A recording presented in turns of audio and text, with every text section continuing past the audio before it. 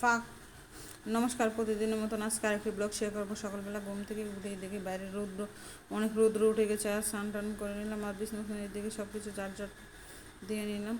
আর এই দেখেন আজকে এই ভিডিওটা দেখেন, কিন্তু বাইরে অনেক কাজ টাজ পড়ে আছে, আবার বাইরেও যেতে হবে ছেলেকে নিয়ে। আর ওইদিকে আজকে সকালবেলা রুটি আর বানাবো না, রুটি আর এখন আর গরমের মধ্যে এত গরম রুটি খেতে কিন্তু কোনো মুঠেও ভালো লাগে না। তো সকালবেলা আজকে চিড়ার পোলাও বানিয়ে নিলাম।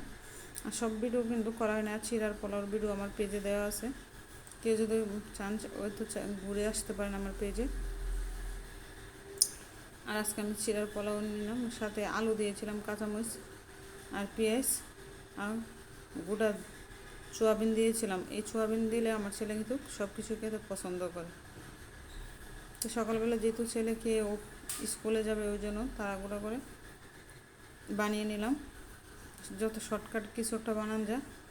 তো ওই জন্য আজকে চিড়ার পোলাও বানিয়ে নিলাম। খেতে অনেক ভালোই হয়েছিল, সেটা আবার একটু বলো না ভালোই, এই আর কি। না দেখেন দেখতে কতটা লোভনীয় হয়েছিল, খেতে অনেক ভালো হয়েছিল।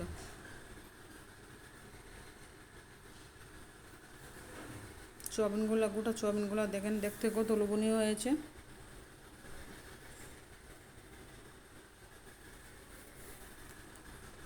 আর ছেলেকে সব কিছু রেডি করে ছেলেকে খাবার দিয়ে দিলাম বেড়ে। ছেলেকে বলতেছে, ঈশান বলো না কেমন হয়েছে কে। তো ঈশানে বলতেছে আচ্ছা ঠিক আছে, আমি খেয়ে দেখি কীরকম হয়েছে। আর দেখেন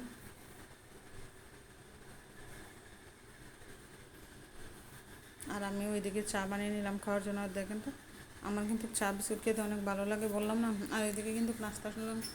আর দুপুরে কী কী রান্না করবো, দুপুর আজকে আমরা দিয়ে ডাল রান্না করলাম, কারণ আমরা নিয়ে আসলাম। আর ডালের বড়া বানিয়েছিলাম খাওয়ার জন্য।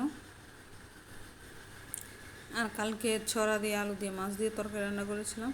আর আমি কী করেছি, 2 ভাগ করে তরকারি রেখে দিলাম, ওই তাই কালকে রাত্রে একবার খেয়ে নিল। আর আজকে